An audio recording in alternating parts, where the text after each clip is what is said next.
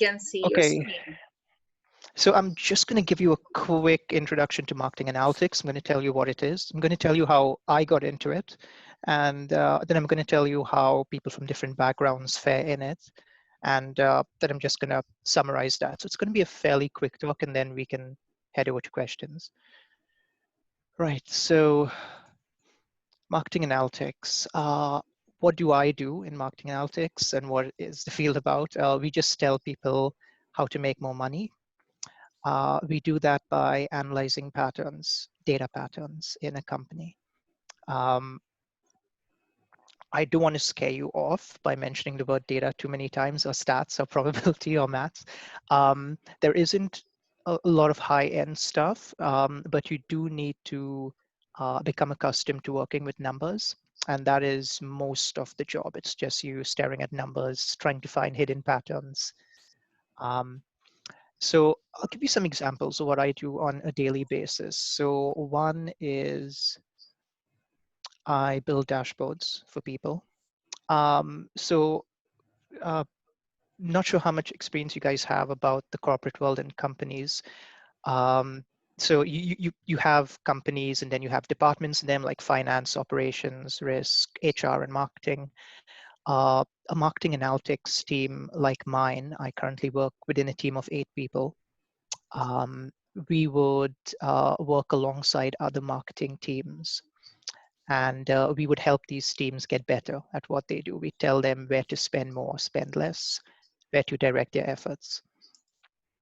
So one example of what I do is I build dashboards. I pull all these different data sources, and I use software like Power BI or Tableau or ClickView, even Excel. And this is typically 50% of my job on this screen. And this is what you can see right here.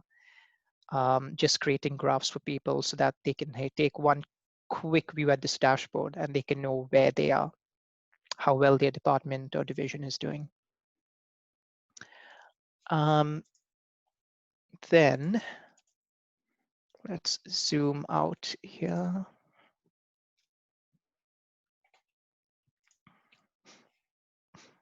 Sorry, let's go to example 2. I build a lot of reports for people. So just telling different divisions how well they're doing over time, like quarter on quarter. I build loads of reports telling them how much money they're making in relation to how much they're spending. We send out a lot of email campaigns as well to customers. Another thing I do is, and this is more high end, this is more for what data scientists in my team do. They kind of build models to predict what's going to happen next. And this is probably the most valuable aspect of the job. It's also the part of the job that pays the best.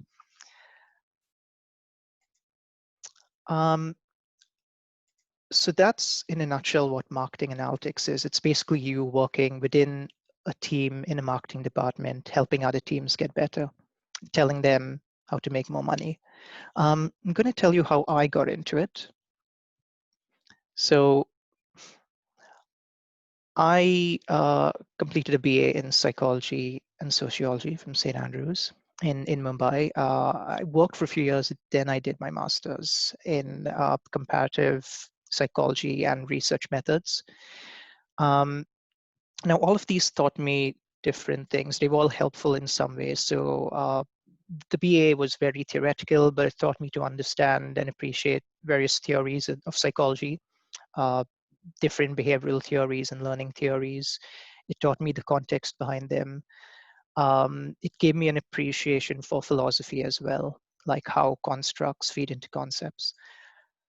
The master's was a lot more scientific. It made me a better citizen of the world, and it gave me more skills that I could transfer to the corporate world. And I'm sure a lot of you will be picking up skills like these in your bachelor's and master's degrees. So things that I learned during my master's were we had, I would say, medium level stats courses. We did SPSS, which can be useful. I'll get to that later. we learned about a few models like t-tests and z-tests and ANOVAs, correlations, regressions, chi-squares. Uh, More importantly, because the technical aspects can be learned anywhere, you could learn them on your own time. More importantly, we learned how to devise studies, how to create experiments, to test questions that we had. Uh, and that's something that people will look to you to do in the corporate world. So that's an important transferable skill. Um, Another thing during my master's is we had loads of different speakers coming over for seminars, and we were allowed to ask them a lot of questions. And we learned really good cross-questioning techniques. So we'd listen to someone talk, and then we try to figure out what the next logical step was in their research and what they were going to do next, and why they didn't do this or A instead of B. That was important as well. And that's another skill that's very, very transferable to the corporate world. It's something I've had to use a lot. Um, so after I finished my master's, I got really interested in data modeling during my master's. So I wanted to get a PhD and do more research, but funding was tight. So I thought, in the meantime, while I'm applying for funding, let me do some online courses and upskill myself. So I started taking more stats courses and probability courses on Coursera, on edX, Khan Academy, Code Academy. A lot of these are free. Some of them you can audit, so you can sit through the courses and then you pay for the exams. Some of them you pay a small amount for the whole course. Um, I learned a lot of technical skills. Now, you don't have to do this. I don't want to scare you away by getting all technical. I did this for my own interest, and so I could see what opportunities were out there, and because I was interested in these topics. But they're not all necessarily transferable to the corporate world. They're just nice to know. Um, Most of what I learned and what I do on a daily basis at work, I learned from on-the-job learning. So it's not something I could learn in a classroom per se. Now, everything I did during my bachelor's and master's and my online courses helped. It gave me more context. I was able to appreciate various things more, and I was a bit more prepared and confident for work experience. But the majority of what I do, I did learn on the job. So after my master's, I began as an intern. I started building basic reports for people, just collating numbers. Um, then I slowly moved on to building more complex stuff like dashboards. And then finally, and what I do now is I provide people with insights. So I don't just give them a number, I tell them what to do. So if you give people a number, they're just going to look at you. Their eyes are just going to glaze over. They're not going to be interested. People want you to tell them what they should do, and that's the one thing every manager wants from you in any job, not just in marketing analytics or finance operations. People want you to give them an action, so they want you to give them a data point, which is the what happened. They want you to tell them why or how it happened, and then they want you to tell them what to do next. And so that's kind of where I am now and what I do. Um, I did pick up a lot of technical skills along the way. So, like as I said before, online courses are great, and it's nice to build your confidence and get that exposure. But you can learn most of it on the job. More importantly, it's getting into work really teaches you about corporate culture and communication, because how we communicate in a corporate world is very different to how we communicate academically. Um, and I'll get to that in the next section as well. So I'm going to talk a little bit about what other people in marketing analytics are like. So that's just my background, coming from a psychology background. How are you going to fare working with people from different backgrounds if you get into marketing analytics? So let's look at the qualifications. So I did a quick poll of all my current and previous colleagues, and these were their backgrounds. So my previous team leader at my previous company was a history grad. Um, I worked with a business studies grad as well. In my current team, these are the backgrounds that everyone has. IT, software engineering, English literature is very popular. here in the UK. So a lot of the grads in very technical fields have English literature and philosophy backgrounds. Um, a couple of physics majors, and one of the smartest people in my team has a forestry major. So he actually has a bachelor's degree on timber and lumber management, which is really interesting. The point in showing you this is you don't need to have a specific degree to get into marketing analytics. You can pretty much do anything you want at uni. The main thing is to focus on is to find certain things that transfer to the workplace and build on them. So all of my colleagues were able to find something in their bachelor's or master's that they could bank on. We all face pretty much the same challenges. So when I look at my colleagues, their challenges were the same as mine, coming from academia.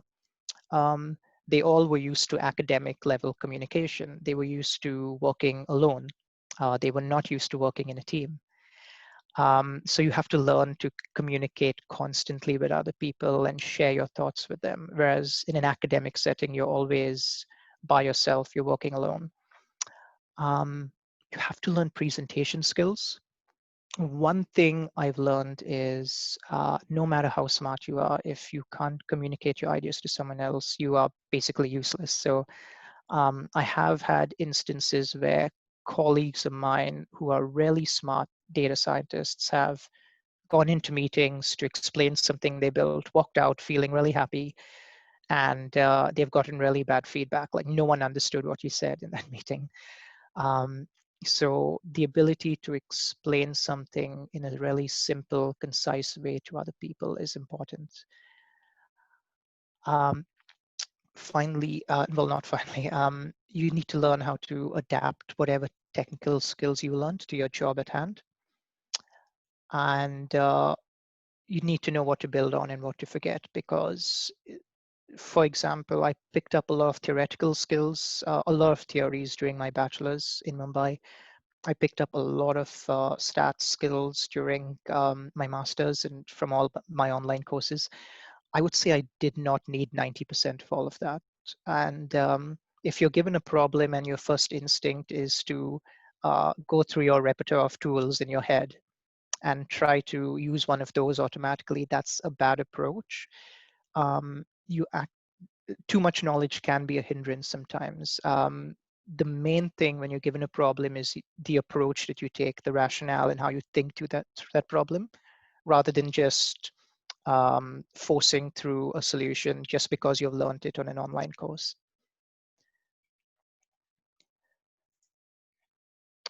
So that's kind of other people and the common challenges we've all had to face with transitioning from the academic to the corporate world. So yeah, don't worry, we're almost done, and then it's time for questions. So just to summarize, if once you finish your course here and you move on, and if you want to get into the corporate world and into marketing, just to summarize, these are the main skills you're going to need. This applies to all companies, by the way.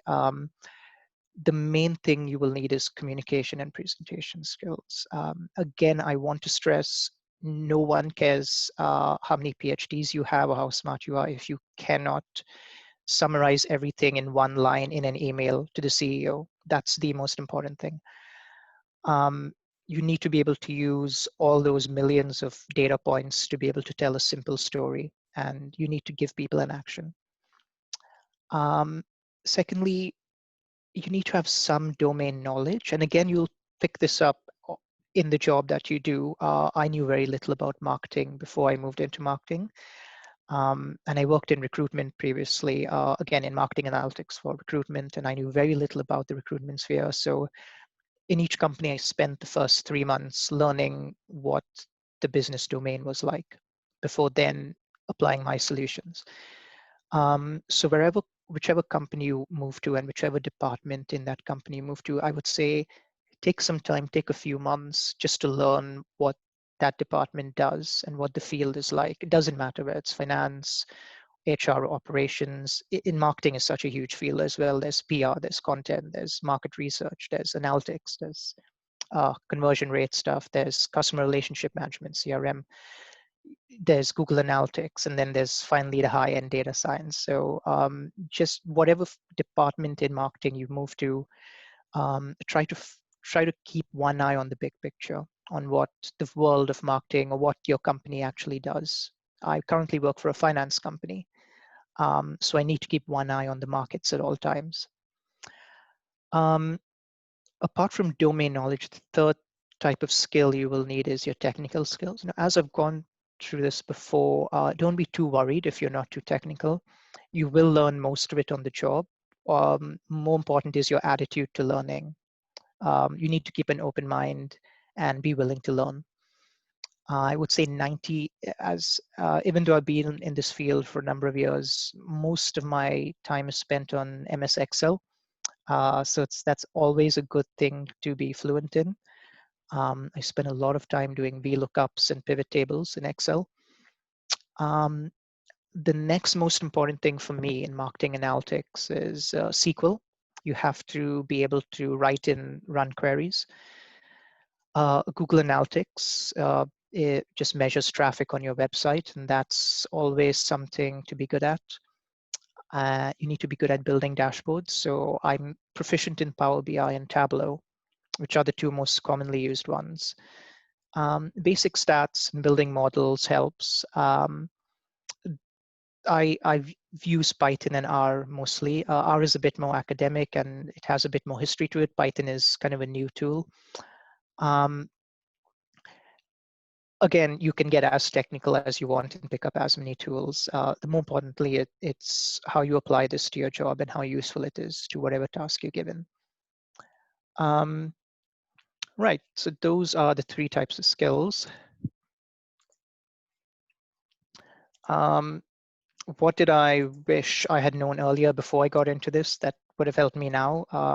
If it was 5 years ago, I would say I should have focused more on learning to ask the right questions. So rather than just jumping into a problem and trying to fix it when I was given a problem, taking some time to just asking more pointed questions really would help. Also, instead of just focusing on technical stuff, focusing more on communication and building my confidence. Those are two really, really good things that I would say you should work on as quickly as possible.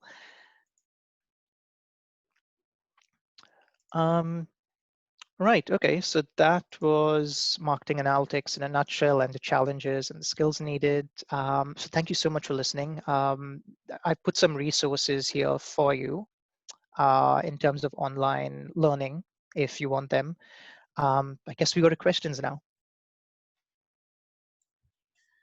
Thanks, Daniel. And I think we've just about made it. We've got about a minute and a half. And those of you who have questions, in case we lose you, Daniel, if you can take another 10 minutes of your time, can we move you to another meeting room also? Yeah, yes. Sure. So Pearl will be sending the link to that meeting on the WhatsApp group.